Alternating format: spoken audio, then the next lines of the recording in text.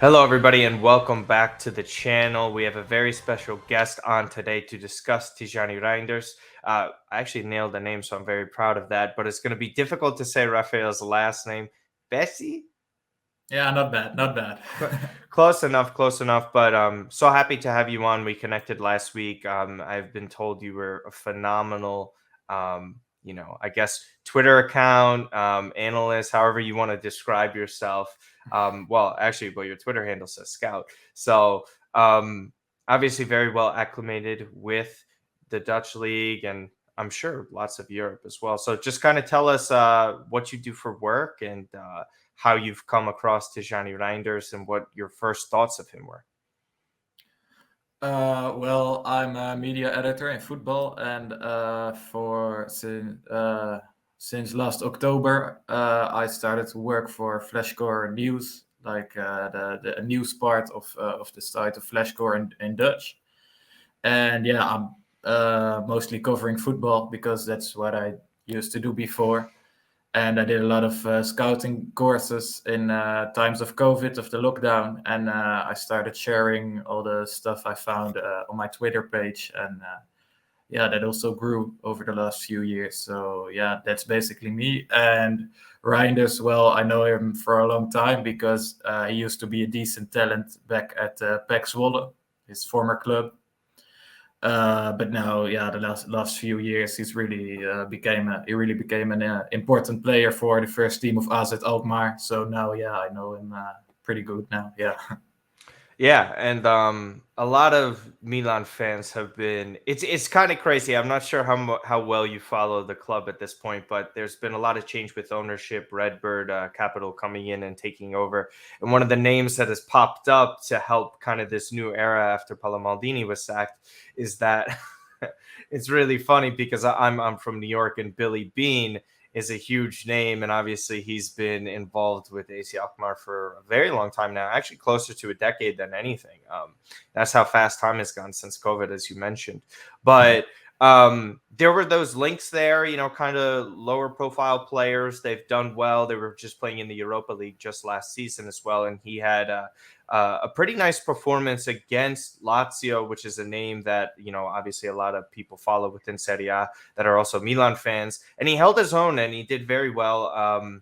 So with that, he was within that radar. He's kind of in that age profile that Milan are looking for, someone who's not in their mid to late 20s. He's in his mid 20s right now, so he's a little bit on the older side of what Milan have been recently signing over the past few years. So that kind of raises the questions for a few people as to why it kind of took so long for a club like Milan to kind of come around and get a talent like this. Was he just a little bit more of a late bloomer as a player, or is it just really, I guess, some teams didn't know what they were looking at? I guess we can call him a late bloomer, actually. But also there in AZ, the midfield was just really stacked over the last few years with Mietje and also Koopmeiners, who's playing for Atalanta Oh, right he's now. so Who good. even, yeah, Incredible player. He's he so also good. played in other positions as well, just because the midfield was pretty stacked with Jordi Klaasie, also former international of the national team of the Netherlands. So.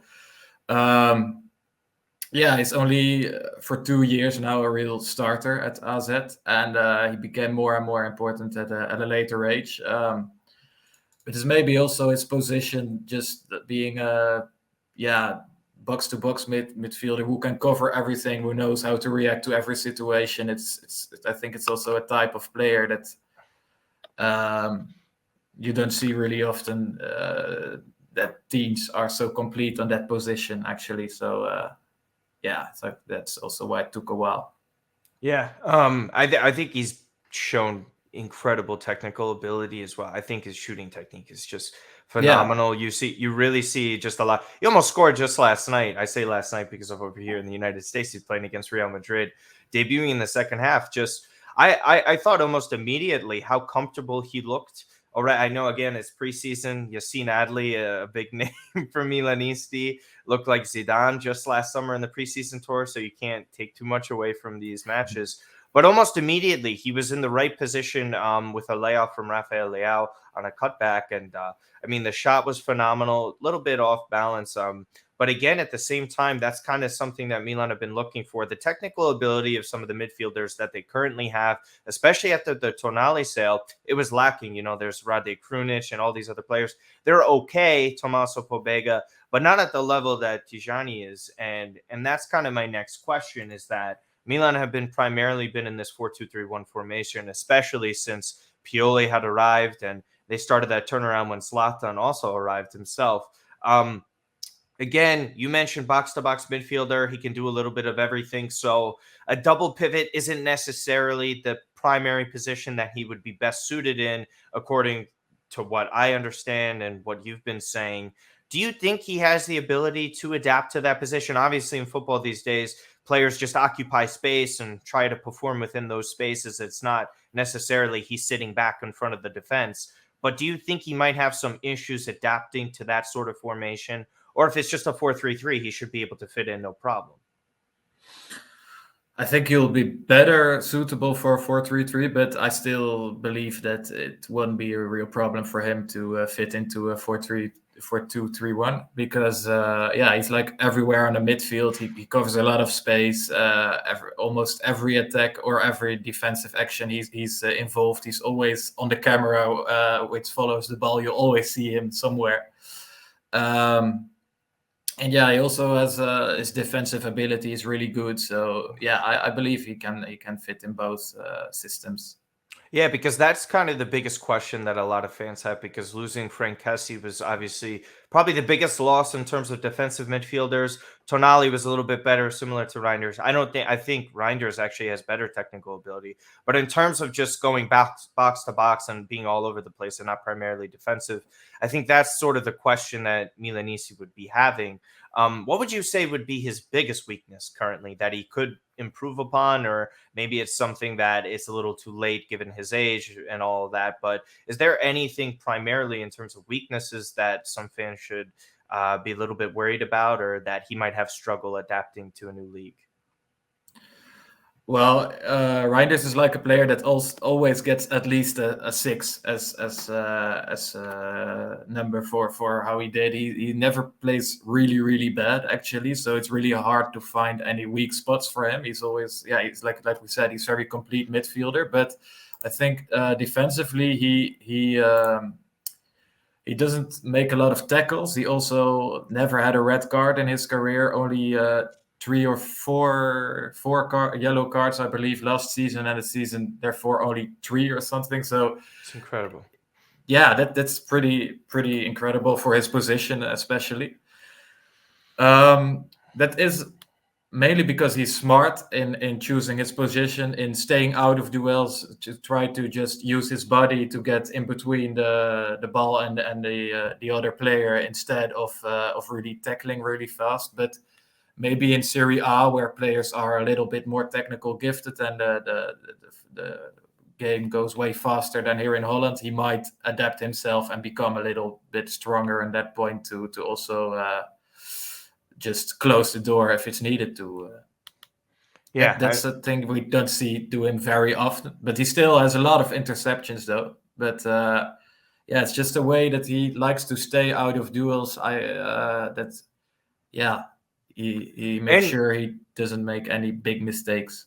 Yeah, so kind of to play off of that point, which is interesting, because sometimes you see players not going into duels, and sometimes it could cost their team because, they're not being aggressive enough, whether it's picking up a yellow card. So what you're essentially saying is that he is that sort of player that goes into duels knowing that he has a high chance of winning it. And it's not really detriment. Like, they're not poor attempts of not trying to go into a duel. So in other words, I'm just saying, like, it's not going to hurt the team. It's just he's actually that intelligent off the ball, because it's just, I guess it catches a lot of people off guard. And maybe this is because of, modern age and social media and kind of, I guess, the ignorance of so many players, is that there's a lot of very good midfielders out there. I guess it's just finding them and having them adapt to bigger clubs at this point in time, because I guess you could go back 15 years ago, and if Milan signing a 24-year-old midfielder that isn't from Ajax or PSV within the Dutch league, people are going to be skeptical of it. And I just think it's just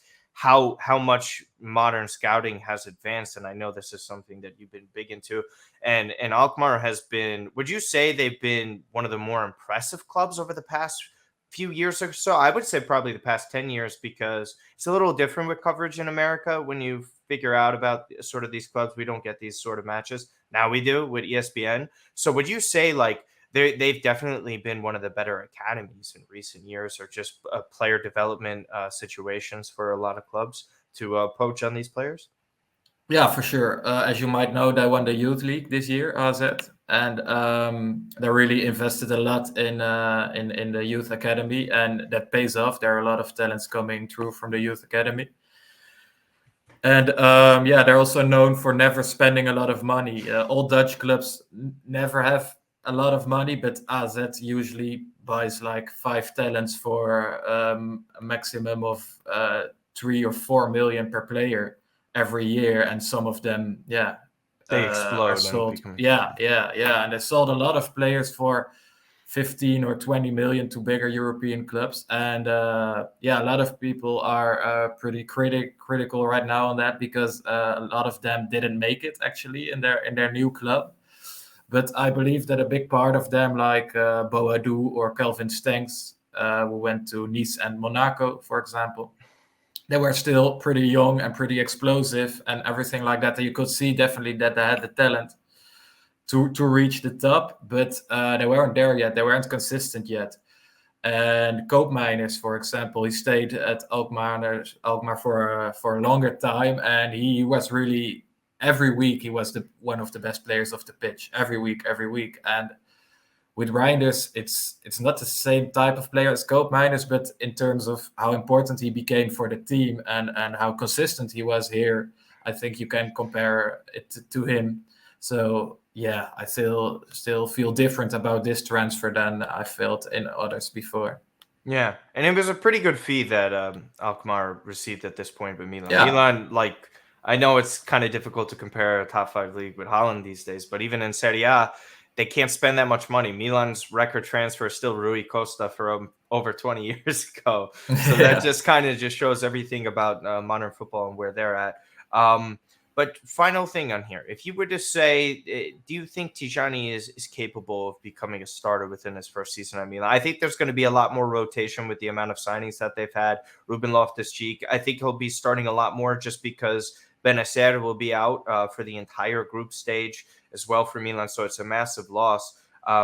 Do you see almost heavy minutes immediately? I know I'm supposed to be the Milan expert here, but do you think Mhm. in terms of just his talent and capability that he's able to kind of just start making an immediate impact? Or as you said, like with some of those other players, it might just be some adjustment time? And I know I kind of rephrased that question from earlier, but just is it going to take some time with a significant, because a lot of Milanisti have PTSD from De Ketelaere's past first season, where they spent 35 million euro and he only got one assist over the course of an entire season.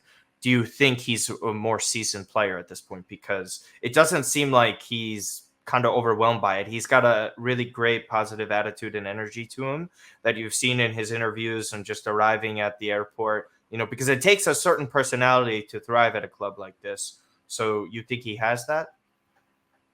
I definitely think he has the right mindset, because he also came from far and he had to work pretty hard to reach this Yeah. stage. And also in the Netherlands, we were really wondering if he could also do this on a higher stage. So when he played against Anderlecht, but especially Lazio, like you mentioned before, Yeah. and West Ham, we Yeah. were all really looking forward to those games to see if he could do it against those teams as well. And actually, he played like, yeah, he does against the weakest team in the Netherlands every week. So for us, that was the moment we thought, okay, he really has it, and he can do it, and also on a bigger stage. And the fact that he was like you mentioned before, that yesterday he was playing like he was playing there for ages. That's also a basic trait for him, I think, because yeah, he's so all round and it looks so easy everything he does. He also doesn't need a lot of time to handle the ball. He plays pretty fast, small combinations, and yeah, like everywhere on the pitch. So actually, it didn't surprise me that he did well in his debut, and I believe that it's definitely someone who has the potential to show this level he had at AZ Alkmaar in a higher league. Yeah, it's pretty crazy. I was so angry last night. Pioli didn't make subs until the 70th minute, but anyways, he only got 20 minutes in. And just on that final point before I let you plug everything, that match against Lazio, because some Milan fans are going to get upset because Lazio fans were like, they played their second squad. It wasn't the first team that Lazio was going with because Saudi rotates. I was like, Milinkovic Savic was in there.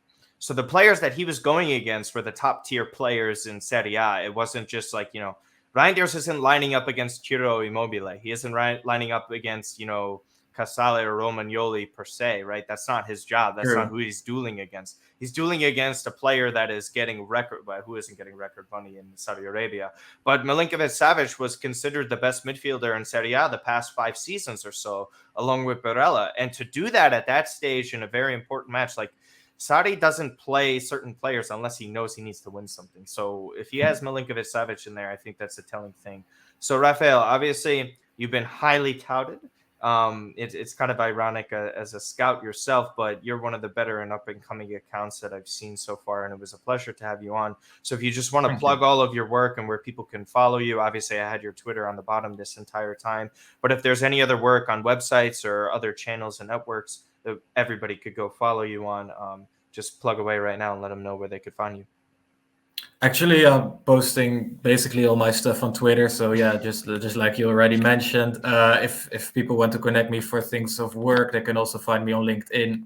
But else, yeah, I just say follow Twitter, and maybe my articles that I write for the Dutch page of Flashcore sometimes get translated by other teams if there's it's interesting for them as well. So maybe one day you'll read something of me in your own language if you keep looking at the Flashcore news. Yeah, that would be fantastic. So check all of that out. Be sure to follow him. I'm sure we could get some Tijjani Reijnder stuff up later when we post the link to the video, so some other people could read your work and more in-depth stuff. But I appreciate it so much, Rafael. Everybody, subscribe, like, comment, give us your thoughts. Please go follow him and go follow anything else work related to that stuff. Tijjani Reinders hopefully will have a successful career at Milan.